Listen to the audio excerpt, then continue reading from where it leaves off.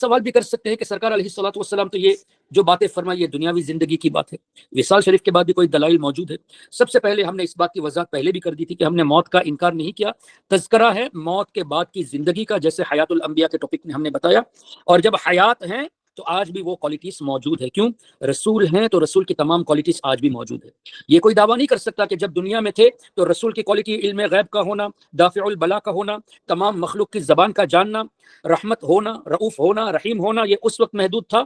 اب چونکہ دنیا سے پردہ کر چکے، رسول تو ہیں، کلمہ اب بھی ہم رسول اللہ ہی پڑھتے ہیں، لیکن رسول کی یہ صفت اب موجود نہیں ہے۔ یہ اگر کوئی کہتا ہے تو آپ پوچھیں کہ کون سی آیت سے یہ ثابت کر رہے ہو کہ سرکار علیہ السلام رسول تو ہیں لیکن رسول کی کوالٹیز حضور کے درمیان اب موجود نہیں ہے؟ ایک آیت پیش کر دو، ایک حدیث پاک پیش کر دو کہ وصال کے بعد نہ میں دافع البلا رہوں گا، وصال کے بعد نہ میں عالم غیب رہوں گا، وصال کے بعد نہ میں مختار رہوں گا، کوئی آیت پیش کر دو۔ حضور علیہ السلام نے فرمایا واللہ یعطی انما انا قاسم، اللہ دیتا ہے میں ہی تقسیم کرنے والا ہوں، آئی ایم دا ڈسٹریبیوٹر۔ یہ فرمایا ہو کہ میرے دنیا سے جانے کے بعد اللہ کسی اور کو قاسم بنائے گا، دکھا دیجیے حدیث میں، نہیں، اللہ ہی سب کچھ عطا فرماتا ہے، اور اللہ تعالیٰ تمام نعمتیں سرکار علیہ الصلوۃ والسلام کے ذریعے ہمیں عطا فرماتا ہے۔ تبھی تو حضور مفتی اعظم ہند رحمۃ اللہ علیہ نے اس طرح ارشاد فرمایا، بتا دے کوئی کسی اور سے بھی کچھ پایا، جسے ملا جو ملا وہ ملا مدینے سے، وصل مولا چاہتے ہو تو وسیلہ ڈھونڈ لو، بے وسیلہ نجدیو ہرگز خدا ملتا نہیں۔ اور اعلیٰ حضرت نے کیا خوب ارشاد فرمایا، لا ورب العرش، لا بھی قسم کے لیے، رب العرش ورب واو بھی یہاں قسم کے لیے،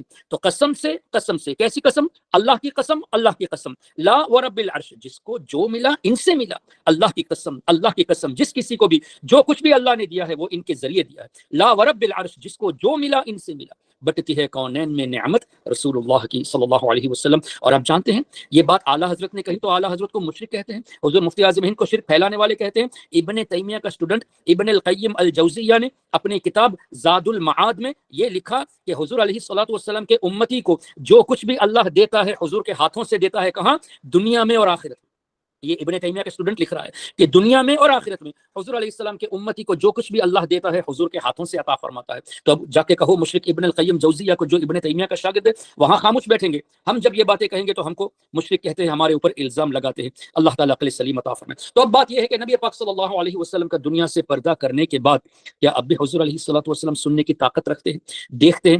تو لیجیے حدیث پاک، حیاتی خیر لکم وفاتی خیر لکم، دوسری روایت حیاتی خیر لکم ومماتی خیر لکم۔ اس حدیث پاک کو امام حیتمی نے مجمع الزوائد میں، امام ابن حجر اسقلانی نے، اور اسی طرح امام بزار نے، امام جلال الدین سیوطی نے، اور حافظ ابن کثیر نے بھی البدایہ والنہایہ میں اور کنز العمال میں بھی یہ روایت موجود ہے۔ سرکار علیہ السلام نے اس طرح فرمایا، جیسے میں نے پہلے بھی پچھلی کلاس میں بھی بتایا تھا، میرا دنیا میں رہنا تمہارے لیے بہتر، میرا دنیا سے جانا تمہارے لیے بہتر۔ اور وجہ بھی فرما دی، if I see goodness I will praise Allah، جب میں کچھ نیکی دیکھوں گا تو میں اللہ کا شکر ادا کروں گا، if I see other than that I will ask forgiveness of him for you، اگر میں نے تمہارے گناہ دیکھے تو اللہ کی بارگاہ میں تمہارے لیے بخشش کی دعا کروں گا۔ تو سرکار علیہ السلام اعمال سے واقف ہیں، تبھی تو خوش ہو رہے ہیں ہمارے اعمال کو دیکھ کر، اور ہمارے لیے بخشش کی دعائیں فرما رہے ہیں۔ یہ کب کی بات ہے؟ سرکار علیہ السلام نے فرمایا میرے دنیا سے پردہ کرنے کے بعد۔ اللہ اکبر۔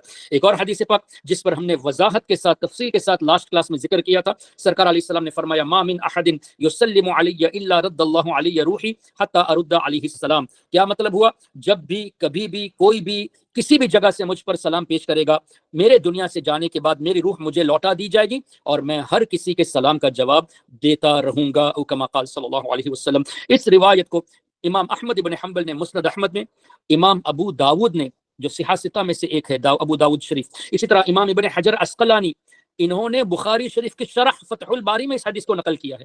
اور جس شخص نے تقریباً 5000 حدیثوں کو ضعیف اور موضوع کہہ کے کتابوں سے ہٹایا، وہ ناصر الدین البانی نے بھی اپنی کتاب التوسل میں اس کا ذکر کیا ہے۔ اچھا، پھر نبی پاک صلی اللہ علیہ وسلم نے یہ بھی ارشاد فرمایا کہ بے شک اللہ تعالیٰ نے زمین پر حرام قرار دیا کہ وہ انبیاء کے جسموں کو کھائے، بس اللہ کے نبی حیات ہیں اور انہیں روزی بھی دی جاتی ہے۔ تو حیات ثابت ہو گئی، جب ثابت ہو گئی تو ماننا پڑے گا کہ آج بھی نبی پاک صلی اللہ علیہ وسلم ہمارے اعمال سے واقف ہیں۔